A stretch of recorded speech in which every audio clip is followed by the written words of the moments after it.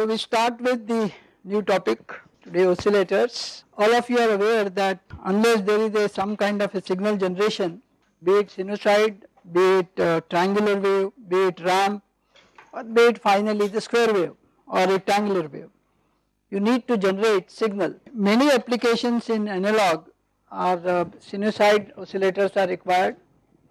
There are many applications in digital as well as mixed signals. You need some kind of a square wave or rectangular wave generation or pulse waves. Some other applications like synchronization, you may require ramps, but all these are not very difficult as far as the periodicity is concerned. So we are more interested in signal repeating at a given period. So that is why it is called oscillator. It changes, repeats itself after a particular period, or it has certain fixed frequency. A typical feedback system is shown here, which has the transfer function of Hs, open loop gain, and if it is given a feedback and assuming the beta network is 1, unity has a gain of unity, then a closed loop gain will be Hs upon 1 plus Hs, and the way it seems here that the output is fed back to the input, because that is what beta is 1 essentially means, and it interacts with the input and forms a new output, and this process goes on. Now there are of course three possibilities, which one of course I have shown here. One is this may be positive, this may be negative, both may be positive, this may be positive, this may be negative, and one may be stronger positive or stronger minus, whichever possibility exists. One of them shown here that actually input signal some way adds to the feedback signal, and therefore if I look at the output of this summer, it can be expanded in a geometric series which says Vx is equal to V out Hj omega if at omega 0 at the frequency at which I am interested in, into V out Hj omega 0 square V out, and go on and so forth.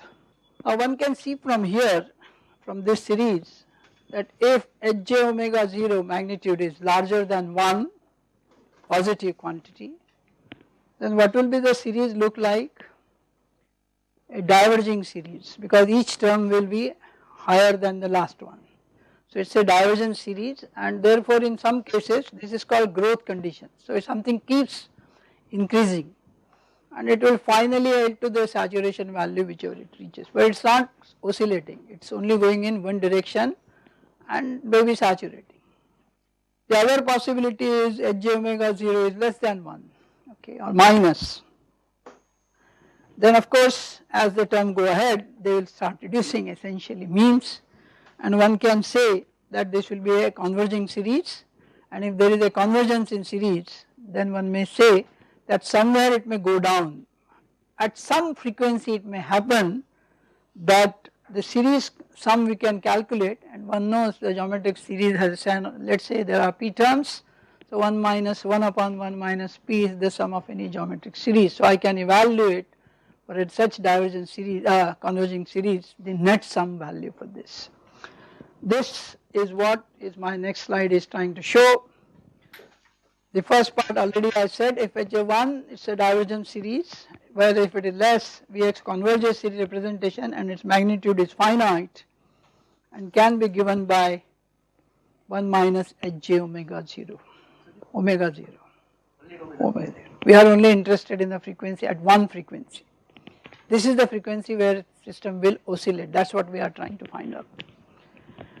So what Barkhausen said about this condition, that if you have a negative feedback as shown there, and if this Hj omega 0 is larger than 1, and if the condition second that Hj omega 0 is 180 degree, then the system may actually, let us say this is minus sign, it should decrease. So this is the condition at which we have already seen, this is the condition for stability. If it goes up other side, system becomes unstable. So we are right now trying to see where system starts becoming unstable, okay. We may see that this instability can be used to generate the signal, because instability means something is feedback and it keeps returning back. Now this Barkhausen criteria, which you have done in second year, I will not repeat again. Based on this thinking, I can make number of oscillators. Yeah, that you can read in second year book. This is just main important part you should look. If you have a single transistor and you have a single capacitor, okay, which may be the CDB of the transistor itself, okay, and maybe some output internal wire connections, then we see it has a single pole. It has a single pole which is 1 upon RD CL. We know at pole the phase shift goes 45 degree per decade. So the maximum phase shift which a capacitor can give is 90 degree J. Transistor will give you 180 degree out of phase signals, input to output. Since I am feeding it back, difference phase essentially 180 plus 90, that means 270. But for sustained oscillation, signal should return back to add or 0 degrees or 360 degrees, which is 360 is same as 0. So when the signal returns to same phase, then only it will start actually operating as an oscillator. So a single transistor with a capacitor does not give any oscillations. It is like a system which will die down at the end of the day and no oscillations can be seen. We said, okay, if that is so, I had two such systems connected in series. This is essentially the principle of ring oscillator. You have one inverter is feeding to the next inverter.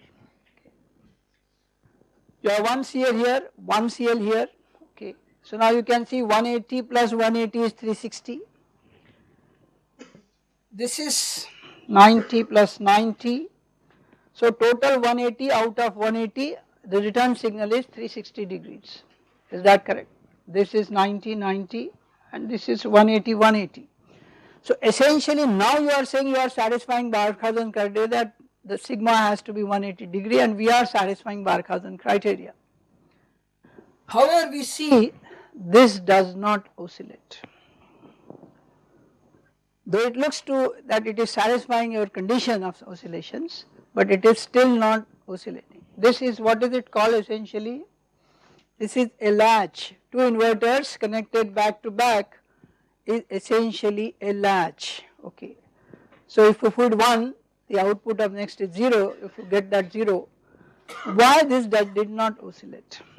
Assuming that CLs are same, the loads are same.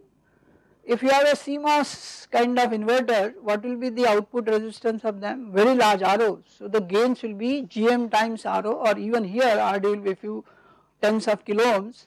So it will be roughly large gains will be available from both these inverters. Now if there are larger gains, the output which you are looking at, okay, will be already reaching towards PDD, saturation values. So essentially what happens that even if you are satisfying the condition, the output becomes 1 or 0 depending on the, if it is 1 here, it comes here 0 and it latches itself to 0, 1 combination whichever it starts with. Okay. So it does not oscillate. Okay. So even if Barkhausen criteria is met, it is not always possible that system will be stable and the condition there is the gain is extremely high. If the gain are very small, this may be able to, and one of the oscillator will make is exactly this, that we will reduce the gains so low then the system may oscillate even with two inverter systems. Okay. So this essentially is the feature which we want to utilize. So in most ring oscillators, how many stages you find? Always odd number of stages, 3, 5, 7 or whatever numbers, and we never put it even because that even will always reach to its saturation values and it will only latch up. Okay. It's like a shift register, okay, and it will never be able to oscillate. Now this issue has been taken care. Let us say I put now instead of 2 inverters, I put it 3 inverters.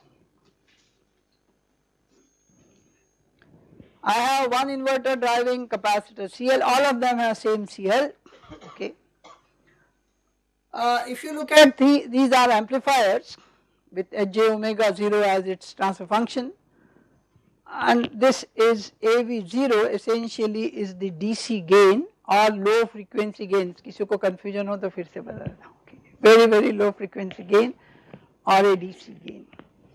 So a transfer function for individual, this will be AV skew upon 1 plus, because a triple pole, 3 of them, so it is AV0 and there is no feedback right now, it is only open loop system. So it is AV cube, each has AV 0 and each has same pole at omega 1 upon RC.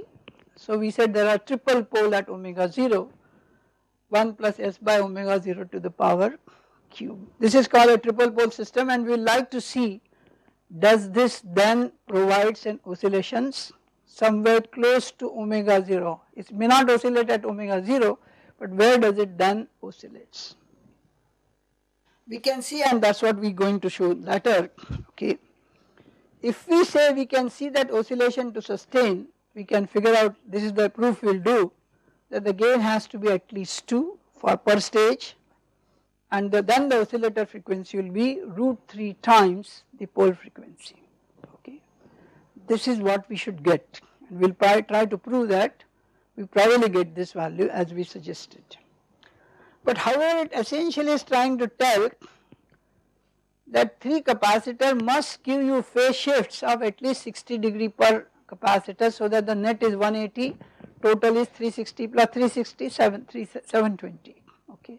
So you must get oscillations properly. Now how do I get each RC combination to give me a phase shifts of 60 degree? This is what the basic principle of designing a ring oscillator. Okay.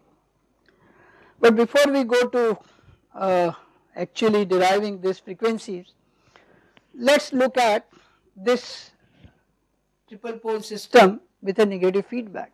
Okay. Is that okay everyone? It is trivial, but this is a proof I want to do it, but I will prove later that why I am right or I am wrong. Let us see whether I am right, hopefully I am right. Okay. Is that okay? Let us say open loop system for a triple pole 1 is AV0, and right now I am not making cube, I am just saying AV0 is the net gain for triple system, which is AV0 upon 1 minus SP1. P1 is the actual pole, remember it is minus side it comes, so it's magnitude wise you can like this. So it writes 1 minus S by P1 to the power cube. I repeat again, AV0 is a DC gain, or if you wish call it a very low frequency gain. There is a confusion going on over the end of the course, so I have restarted rewriting that again and again. Okay, if this is your open loop amplifier gain or transfer function, and you get a feedback with a feedback of network of which gives you a gain of beta, and right now my assumption is beta is independent of frequency. So if I closed loop gain, I look at it AOLS upon 1 plus AOLS time beta. Beta could be 1 or beta could be whatever network actually you want to create. You may have a capacitive network, you may have a resistive network to return back to the inputs. If you write closed loop gain AOLS upon 1 plus AOL beta, what I am now going to do is substitute this AOLS in this, okay, and then get the closed loop gain in terms of S by P1 and AV0 as we want to. Right now as I say AV0 is not individual, this total gain of the triple pole system. Later we say it may be cube, okay, because each stage will give equivalent of that. Okay. Okay, so is that okay everyone? If this open loop amplifier gets a feedback with a network gain of beta, and beta is not a function of frequency, then the closed loop gain is OLS. What is the purpose of doing all this? I want to find a condition in which the oscillator frequency is decided by omega 0, which is essentially in my hand. Is that clear? Because RC is my time constant. I can get RC by design, and therefore I should be able to relate my oscillator frequency with the design parameter, which is the only thing which I have, maybe I also have a gain, but I don't really large gain, because we have seen if it is too large again, maybe I should reduce the gain possibility is one only requirement. Otherwise I am not very keen about gain so much, as I am worried about the conversion of omega 0 times something to the oscillator frequency, which allows me to actually design an oscillator of a given frequency of my choice. Okay, is that okay? So if I substitute here, of course this is has been done in second year, third year, wherever you have studied. I am just repeating it again so that you once for all you get this clear how a triple pole system or maybe odd pole system actually gives you the oscillator frequencies. So if I substitute here, I can get AV0 upon 1 minus S by P1 to the power cube into AV, just this multiply here, and then you get this term. Now you can see from here a loop gain can be defined as AV0 times beta T0. Remember both terms are independent of frequency and therefore it is called T0 is AV0 beta. Now at any other frequency also we can find the loop transfer function, which is essentially T0 upon 1 minus S upon P1 to the power cube. This is essentially frequency dependence, this is essentially frequency independent term, okay, or low frequency term. So if I write this and I write that S is equal to j omega and then put P1 as its magnitude value, then it becomes T0 upon 1 plus j upon omega upon root P1 magnitude P1 to the power cube. This equation we'll use it later, but since I was writing T0, I say we can also write Tj omega at any frequency in this fashion, okay. I will use this later on to prove that Bode's plot also gives the same result as the solution of this equation. What are these called? Which technique I am trying to show you? Solution of this equation of denominator is will give you roots, and the technique to figure out whether system is going to grow or not is decided by root locus technique. So I am trying to now bring back something which third year students must be doing control course or must have finished, no next semester. Fourth year of course have done, okay, and MTech of course should say they have done, okay. They cannot say they are not done, except if there are few MSc students, then they may say, well, I have not done it. Okay, so we observe the poles for closed loop gain as the denominator solution equal to 0, okay. So 1 minus S by P1, okay, you everywhere either plus 1 upon j times or put P1 like this, then I get a solution from this. 1 minus S by P1 to the power cube is minus T0, or 1 minus S by cube root of minus T0. इसका equation आपको आना चाहिए था, पर फिर मैंने करके दिखा दिया कि how do people solve, okay. This is a trivial maths, but I always realize that sometimes triviality has forgotten by many, so I solve for you. Okay. This essentially say, let's say x is equal to cube root of minus y, then I can write x cube plus y is equal to 0, or x cube plus y to the power 1 by 3 to the power 3. So this is like a cube plus b cube equal to 0, okay. What? Which one? Oh yes, okay, you are right, but that is irrelevant to right now, okay. This minus will be taken care when the solution will come plus minus, okay. Okay, or maybe put a mod and put a sign plus, whichever way you look at it. So if I solve this, yes, oh sorry, he is saying plus, so maybe I will do this, okay. No, I think that was correct, na? This 1 plus was correct. Why did you say so? If I bring it 1 plus T0 was correct in fact. Okay, right now whatever mod we'll see later, but 1 minus this, then this is 1 minus, sorry. If this is 1 minus, so 1 minus root 2 0 is correct, okay. So 1 plus, okay, you are right, okay, 1 plus now is correct, sorry.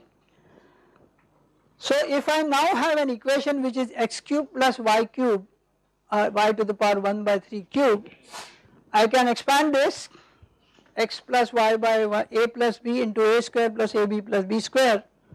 This is so known to every one of us. So there are three possible solutions out of this.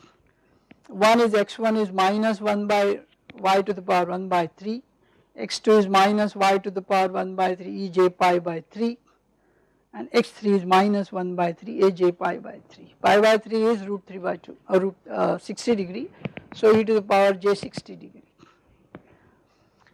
So if I now substitute the poles S1, S2, S3, I will get P1 plus 1 plus root 2 0, P1 into e to the power this, and the other is e to the power minus j pi by. So these are called roots of the poles which you have actually wanted to find for the ACL. Please remember, this is for closed loop feedback, negative feedback system. We are still working on negative feedback system, okay, and we want to see, does that give you oscillation age where it will start oscillating. After all, what is negative feedback is used for stabilizing something. So if I can get to the age of instability, I may have growth condition starts, and we may say we have oscillation conditions met. Okay. So if you show this, maybe I can, have you written down these expressions? So if I plot the root locus, that is I plot sigma against j omega for these three roots, please remember all three poles are at t is equal to that, we all were initially at the same point for the open loop system. Now if I change the t values, a beta values, for initial value 0, t0, you have a pole at 1 which is minus of whatever that P1 value which we got, okay. However, if I get it e to the power j pi by 60 or pi by 3, I see this is the curve for that. Similarly for the minus 60 degree, this is the curve for that. At this point, that is say at where the this axis cuts at j omega axis, we now see e to the power this divided by this is the tan inverse or tan theta of 60 degree, okay. This is essentially a frequency omega 0 at which, what is the omega 0 definition was? We observe that omega 0 is the frequency at which this locus intersects j omega axis. So this frequency is omega 0. Clearly here the real values must vanish. What is at j omega axis? Real values must vanish, that is why it is called imaginary axis. So if I find the real value to be 0 from the expression which I have, 1 for this point, 1 minus real value of root 3 t0 e to the power j pi by 3 must be 0. Solving this, I get t0 equal to 8 at omega equal to omega 0, okay. At omega equal to omega 0, the a beta requirement is 8 value, and if beta is 1 and there are 3 stages gains, how much should be individual stage gain should be 2, is that quite clear? So if you can now create an inverter or amplifying system which has a gain of 2, then at the same position if you have triple pole equivalence, this will give some kind of a frequency at which system is now at the edge of instability and still at the j omega axis. This point we want to clear. From the root locus figure, this divided by this is how much? This is P1, this is omega 0, so tan 60 is omega 0 by P1 mod of that, is that okay? Have you drawn? So if I substitute tan 60 is equal to omega by P1, then I get omega 0 is root 3 P1, 1.73 times P1, Is that clear to you? Now at this point, what is the frequency above omega 0? If you exceed little bit omega 0, sigma is slightly positive. As you cross T0 slightly more than that, your slight sigma higher than 0 and imaginary part will only exist, okay. This is like a positive feedback system which will show you growth response. So at this point ahead there is a growth, okay. So we should have gain not exactly 2 but slightly more than 2, okay, which naturally parasitics will allow you to get it.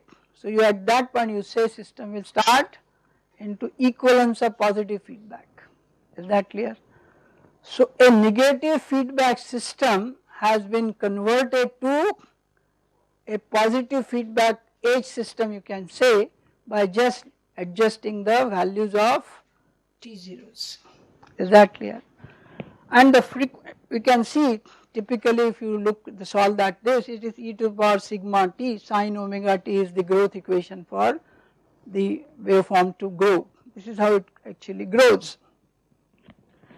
Now we see from here, if this is so, then we can use, so we have figured out that the oscillating frequency starts at when A0 is roughly equal to, slightly more, but equal to 2 or rather 8 right now. T0 is A beta which is 8. If you keep it, then you will be able to have start of growth system.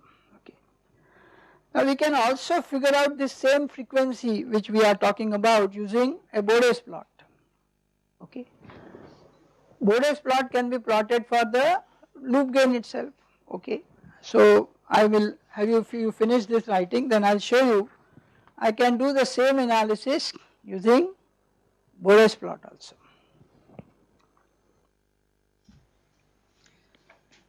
So what is the frequency it will start oscillating? Root 3 times the 1 upon RC, whatever you are fixing for yourself. R and C are within your hand and therefore you are fixing the oscillating frequency. Okay. And what is to be guaranteed? That T0 should be just about 8. Okay. Is that okay? So we can use, of course this, as I said, this is not the part of this really course, this should have, anyway everyone should know this. So we can use the Bode's plot for the loop gain, Ts is Tj omega which I have already written a function, and then we plot the magnitude of Tj omega 0 and we also plot the angle, that is the phase for that, which we call the Bode plots.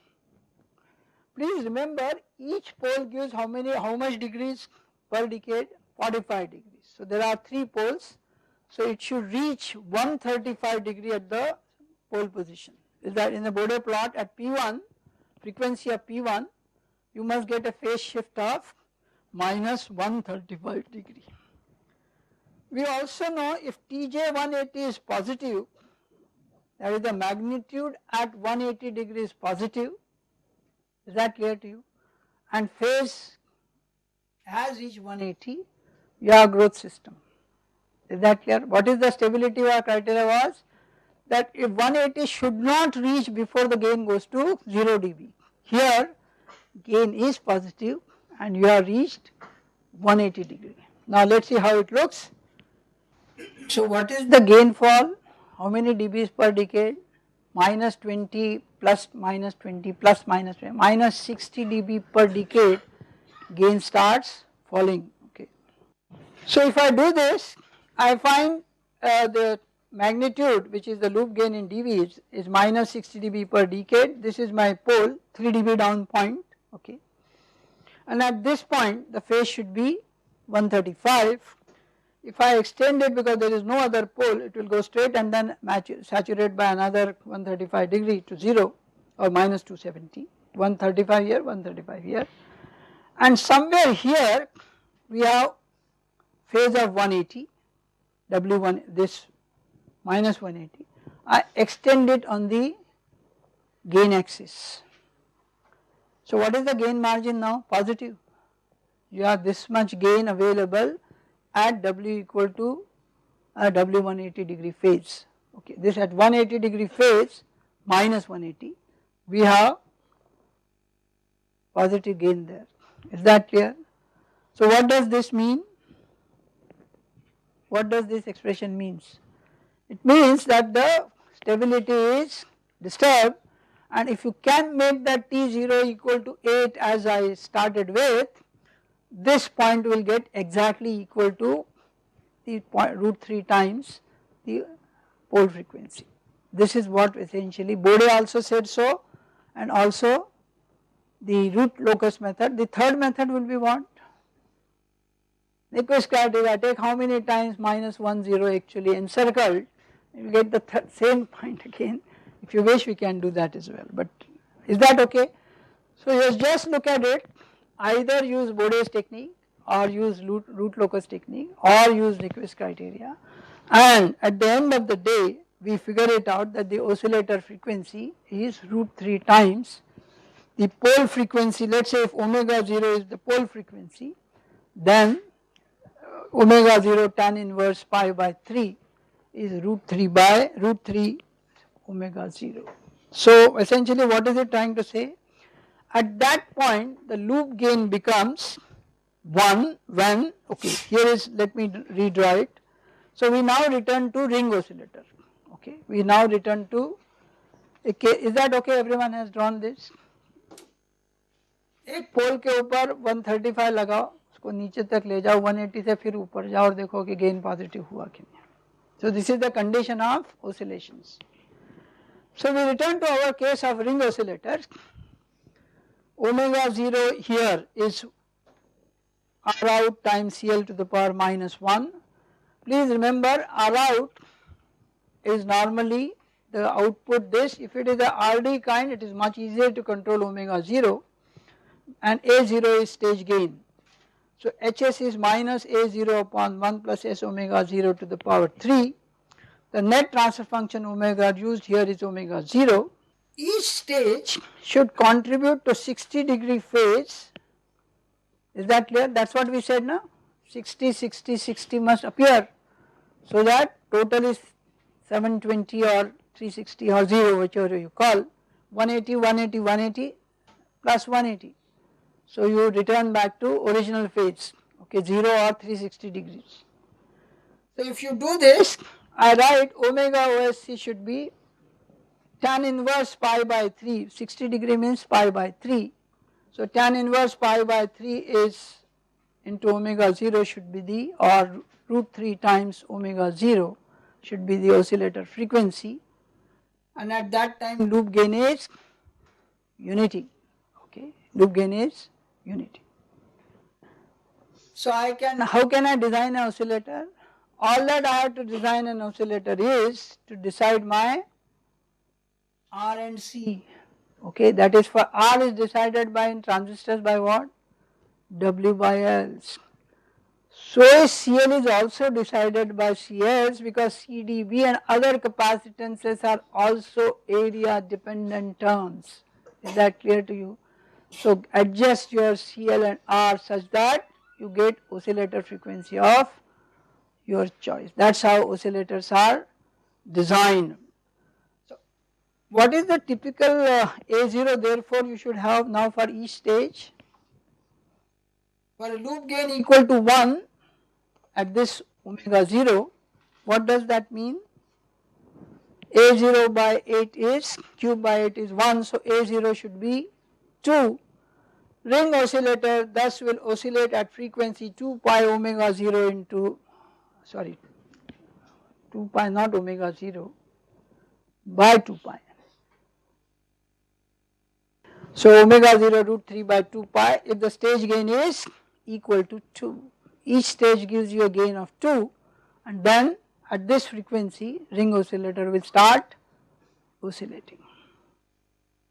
Clearly from earlier discussion the triple pole case says that V0 is a some constant e to the power A0 minus 2 by omega. This is the growth equations into cos of, this is the expression for the waveform which you generate. See it more on the solutions. So obviously if A0 is less than 2, it will start damping. A0 is greater than 2, uncontrolled growth may start, and A0 equal to 2, sustained oscillations will be observed.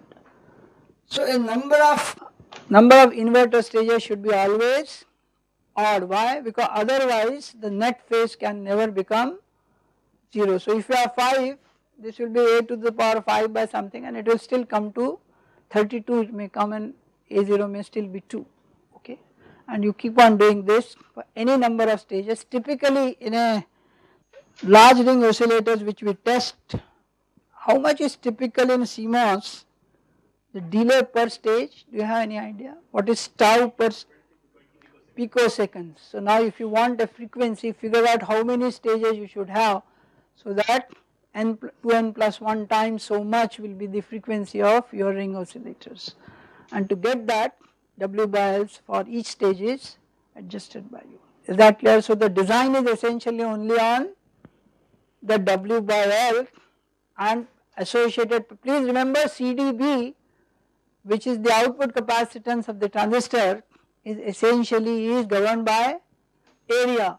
C input, the next stage, is also governed by area, okay, and therefore whatever W by L you choose, please see to it satisfies both your current conditions as well as your capacitor conditions. Is that clear? So that the gain is 2 as well as you get the frequencies of whatever your choice is.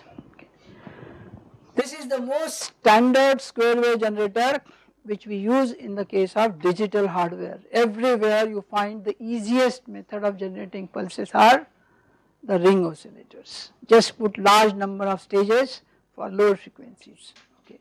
If you, anyone who is doing an MTech project or something, you must have seen, to test your process, we have one of the test area which we have created is the ring oscillator. What is it tells? I have 125 stage oscillator, so that the time which it will require will be large enough, frequency is low, so I can exactly monitor my frequency, and by stage law I know how much per stage the delay is essentially coming, and that will decide my speed of the digital hardware which I am going to use. Is that clear? So one of the test block on any chip test area is always a ring oscillator, and typically it has 125 or even higher number of stages, simply because of what? Because the delay has to be measurable on a CRO, okay. Otherwise the inaccuracy in your measurement may actually cause the problem, and since you know the net delay, we know how much is per stage delay you have. So that is how ring oscillators are used as the test block for all digital signal processings, okay. Please remember, all chips have one test chip itself. What is it? There may be many transistor areas or many components on a chip. Each representative of that is brought on the separate area of a chip, okay. Each, like you have a D flip flop, so you have few D flip flops. You have adder, you have small adder there. Every block which are used in real life is actually brought for test, individual testing. So large pads are used to test individual blocks. Large pads are normally not available, so what do?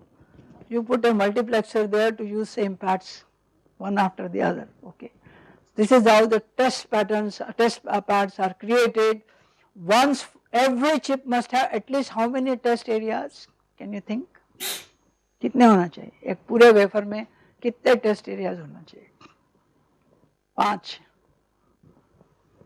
Top, bottom, left, right, center. Okay. All variations are taken care.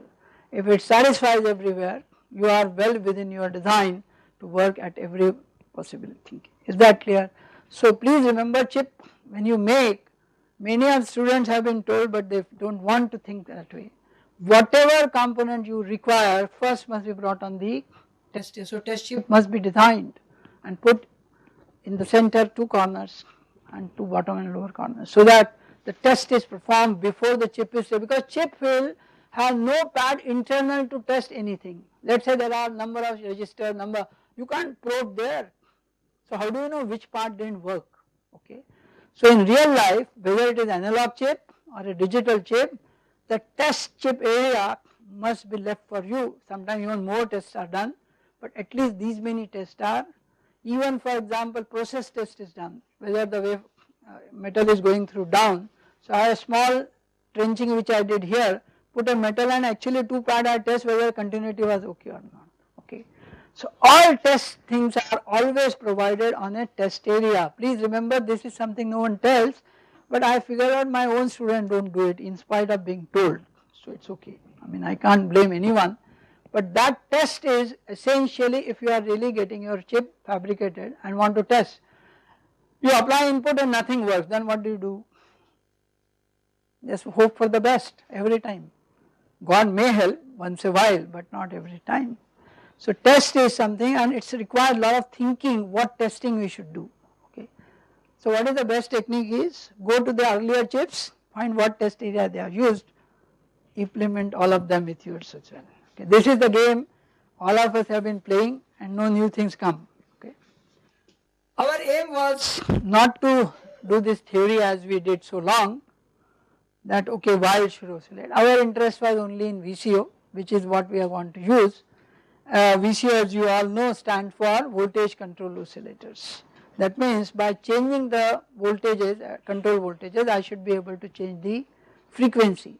But why did I do all this? To once for all make it clear that from where everyone is bringing the theory to utilize and design of an VCO. The part which I did here has no direct bearing on my VCO designs, but as a concept you all should know that how I actually get oscillations in real life and why I adjust gains to these values, okay. Is that clear? So why two inverters things will never work as oscillator, because they immediately their gains are so high, okay. So that is that clear? GMR0 is so high that A02 is already crossed long time, okay. So this fact that there is no oscillations can be understood if you know what is the theory behind. Okay, so this is something I repeated what second year, third year students should do anyway or know. There are two kinds of oscillator which I didn't say here. One is called which only generates sinusoids, the others which generate other than sinusoids. The names are relaxation oscillators or phase shift oscillators, the other way. But anyway right now I have not separated all of them, I just want to use the normal sense VCOs. The two VCOs which generate the square waves which are shown here, one is called source coupled VCO, which is also popularly known as free running multivibrator, okay. The second is also similar like a ring oscillator, but it is called current starved. Now this word is very interesting, current starved. It doesn't have, I can draw more current, I want more current, but my current source or sinks are not providing me that. I am limited by someone else, okay. My VGS wants this much current to flow, but the lower current source is, it sinks says itna hi. So these are called starved inverters, okay. If you look at a VCO, all that I am asking is we should have V control which will give me output frequency of my choice, okay. So if you look at simple expression, omega 0 is a frequency when I say there is no control signal or zero control signal, okay, is called omega 0. Then I say omega out should be, this is equal to omega 0 plus k some constant times V W out, V control. So obviously the unit of this should be what? Something radian per second per volt kind of thing, because it should convert into radian per seconds. Okay, is that okay? This is the schematic of a VCO. This is what I want to design, okay. Is it okay? Now what are the features of a VCO? If I plot the same curve which I just now, same expression W out versus V control, I have linear relationship, that means K is treated constant. I may vary the K, but K is slope which is constant. That means I can do this, but for given this K VCO is the giving a slope for this curve. y is equal to mx plus c. This is the frequency omega 0 at which typically V control is close to 0, okay. Intercept as we call, okay. So we operate our VCO, say this center point, some ways call it VC, center frequency or central, omega c is some kind of a center frequency, and V1 and V2 are on its left and right. So what is the range in which this VCO will give me outputs? For V1 there is a frequency of omega 1 and for V2 there is a frequency of omega 2. So I have a range of omega 1 to omega 2 as my tuning range. What is it called? Tuning range. So for a VCO I should be able to tune at least in a band of say W1 to W2, or to say the range is W2 minus W1, and on an average this is half of that is roughly the central frequency. It need not be exactly half because there is an intercept going on, but magnitude wise it should be roughly half, okay. So from this expression I can write KVC0 is 2 pi f max minus f min, call it f max, call it f min, divided by V max minus V min, okay, is the called VCO gain. KVCO is called VCO gain. Typical power dissipated or used here in most VCOs is of the order of 1 to 10 milliwatts, okay, typical. That does not mean I cannot make low power or I can never make high power, but larger power will require larger currents and therefore larger W by L, so you will have a lower frequency down. So the given bands will have limited or some maximum minimum powers available. Generally VCO operation is 1 mega radian per second, okay, W max as a W minimum, and maximum be 10 mega radian per second, okay.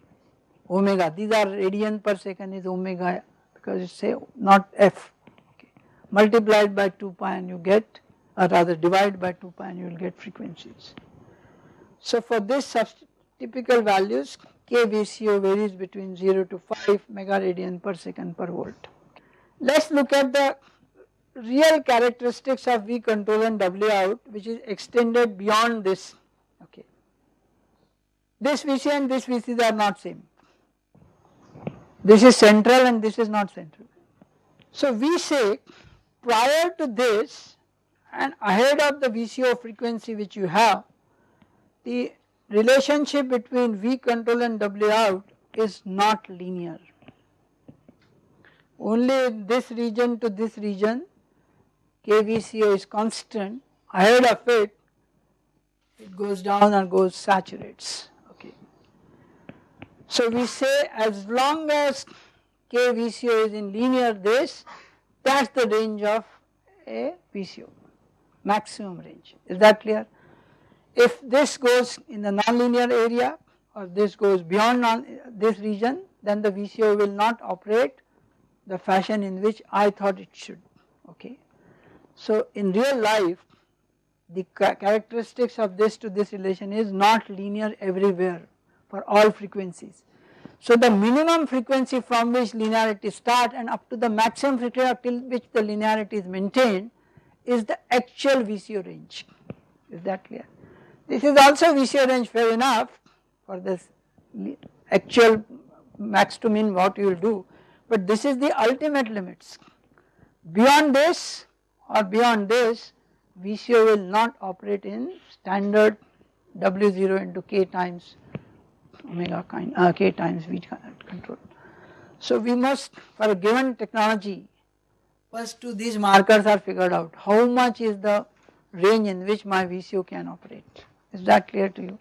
So this is something physical range you know up to which you can really operate.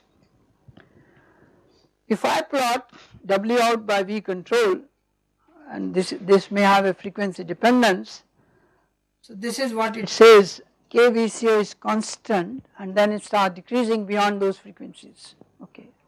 So we say this is the range up to which VCO should be used in your application.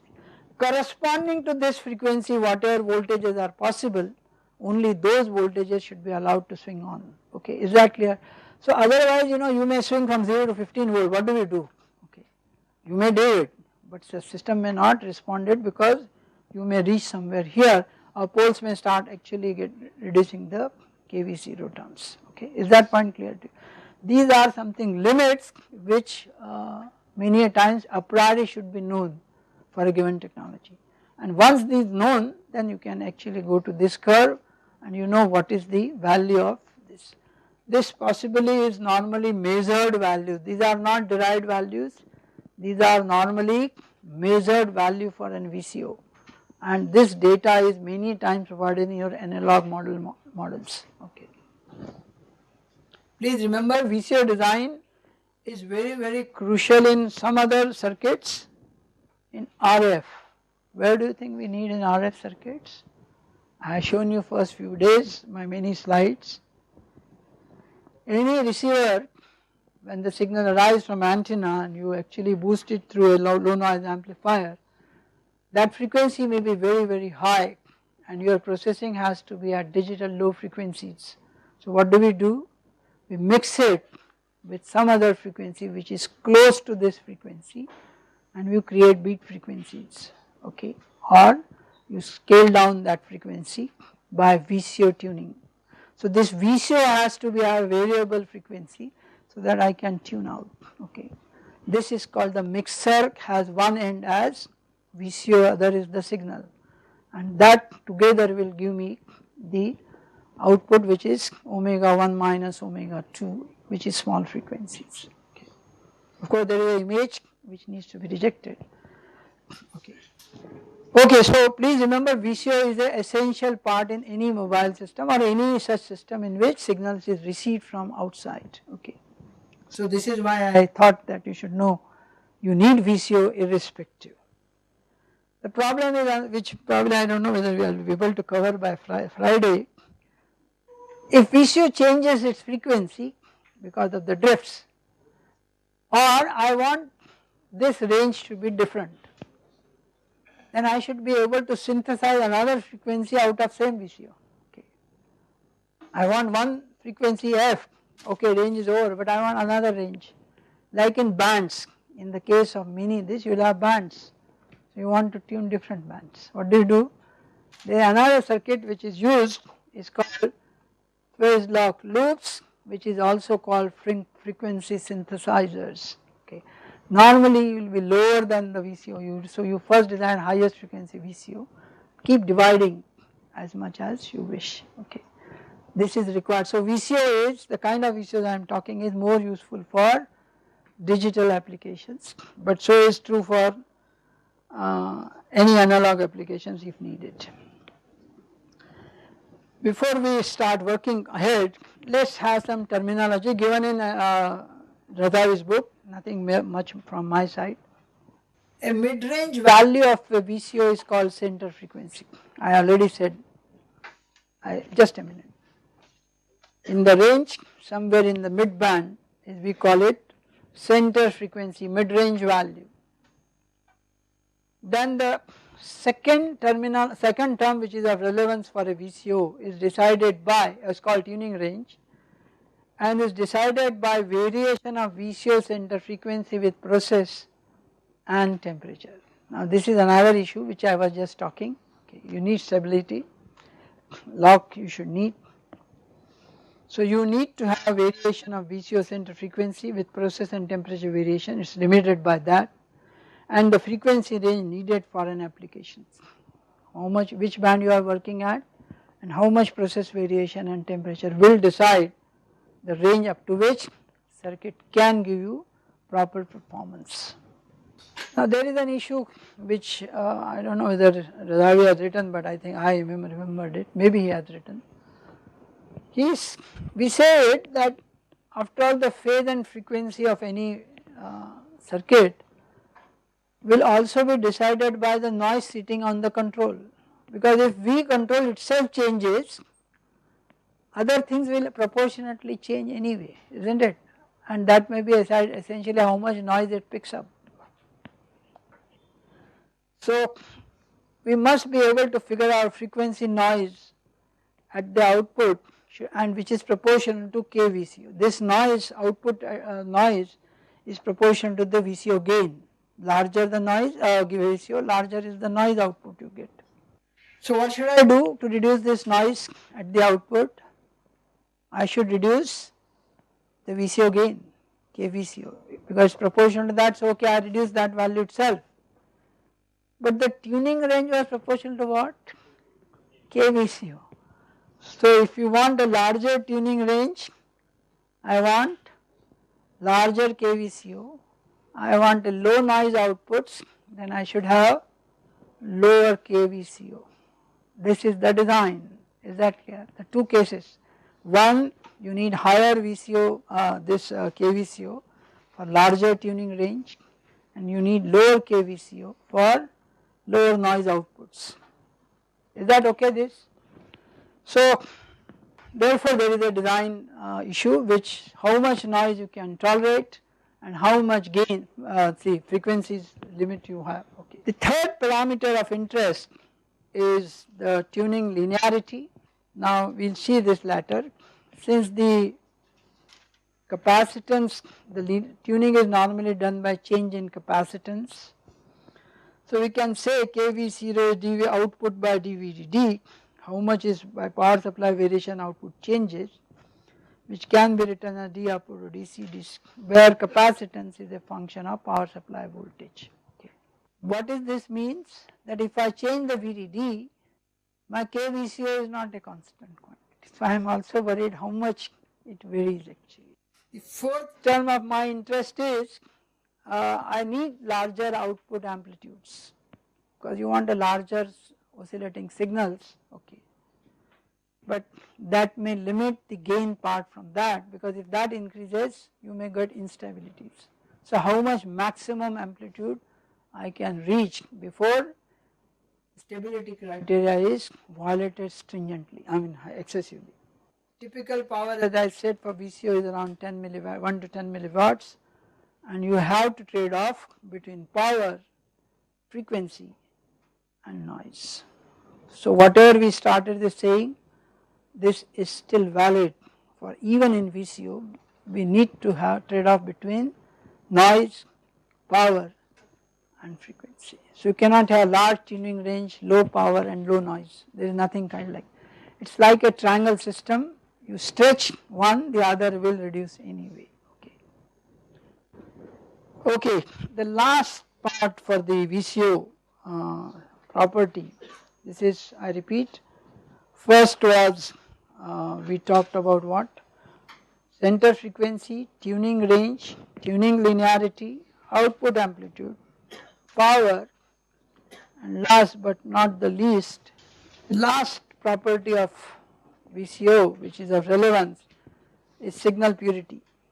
Even with a constant k VCO and V control, that is no noise on V control, k VCO is constant, output signal is not always periodic. There is still noise sitting over output frequency, output signals, both in phase and in frequency. These are called phase noise and jitter.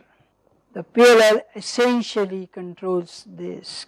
Phase lock loops essentially controls phase noise and jitter.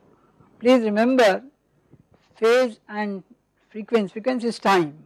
So frequency domain and time domain, they seem to be different, but they are always connected. So one can figure out, not very straightforward way, if you are given a jitter, what will be equivalent phase noise, or given a phase noise, what will be equivalent jitter. Okay. Jitter is always in time frames, phase noise is like between the frequency domain. So is that okay to you? So these are the properties. So please remember, so we need an PLL at the end, because otherwise this will take care of this. Your noise part which you thought is not there, even if you maintain k VCO and you maintain the control voltage, even then. Okay. So this is very essential in any VCO design, which is the most common VCO, okay, also popularly known as multi-vibrator. Because you have worked mostly on the bipolar circuits, you will not immediately guess this is same circuit, but it is essentially a multi-vibrator and implemented in CMOS technology or NMOS technology. If it is this is all NMOS, if I wanted to make a CMOS, ये जो ऊपर के दो transistor हैं M5 and M6 वो P channel होंगे और उनका गेट कहाँ जाएगा, ग्राउंड के ऊपर. That's the only difference between a CMOS and a fully NMOS. I repeat, if I want to make a CMOS out of that, this M5 and M6 are P channel devices and their gates are connected to ground, essentially making them saturated either way. Is that okay? You can see from here what is I am trying to show you, that this M1, M2 are essentially controlled by the V controller, okay. For given W by L and excess voltage available to me for a given technology, they may give me current sources, okay, IDS1 and IDS2. If I make sizes which is same, these two currents will be also equal. Right now I showed you different, but in reality I will make them equal. I have connected a capacitor here. Why I need a capacitor? Because unless I create omega somewhere, I cannot create omega oscillations, okay. Root 3 times omega 0 is okay, but omega pole has to be created. So here is one capacitor. Of course, right now in my analysis, because this is what generally everyone does, I have not taken up parasitics. But if you put all parasitics, this may go a little haywire and you need a simulation to perform. Okay. Right now to make analytical thinking, we assume it could be 1 C constant. In reality, you will have to figure out net capacitance at these nodes, and that is the values you will have to figure it out. Okay. But theory wise, what is it happening? See, these are two current sources, okay. For some reason, we will see, we will come back after because there is already time going. If one of them is conducting, let us say M4 conducting and M3 not conducting, okay. So there is no current coming from M3 because you said M3 is not conducting. This partly may occur because of the values which I get on V out bars, okay. If there is no current here and M4 is providing you a current, this requires IDS because this current source requires this. Now this is connected through a capacitor, so when I switch over from state, not only one current it has to supply to maintain this, but to maintain this the other equivalent current must flow through the capacitor down, okay. So how much current this should supply? Twice. So that is the theory we are looking into. Inverse happen, if this is on, off and this is on, this must provide two IDS current, so that one IDS goes there and one IDS goes through capacitor to create. Let us say for reason this is digital circuit and therefore M3 is on and M3 is off and M4 is on, fully on. No current goes through M3. If this current is coming from M4 from power supply side like this must maintain one IDS. Now this current source is connected to the other end and requires an IDS current. So when I am switching from this off means some value here and this I switch, this immediately at switch point must provide twice the current, one to go through this and one to go through down, okay. So that means it must supply twice IDS currents. By same logic, if your inverse is true that M3 is on and M4 is this, M3 must provide twice IDS currents to go through these two, and then the capacitor will be charged like this or charged like this. Is that clear to you? This is essentially the feature of source bistable element, and that is what bistable is. It's not bistable. Bistable is essentially it doesn't come out of it, it remains stable. Latch, this is not a latch, okay. It is astable, okay. Or rather it is called free running. Okay, so we will come in the evening and we will now study the waveform for this, also for the starred one, okay, and we will also look into other oscillators time permitting.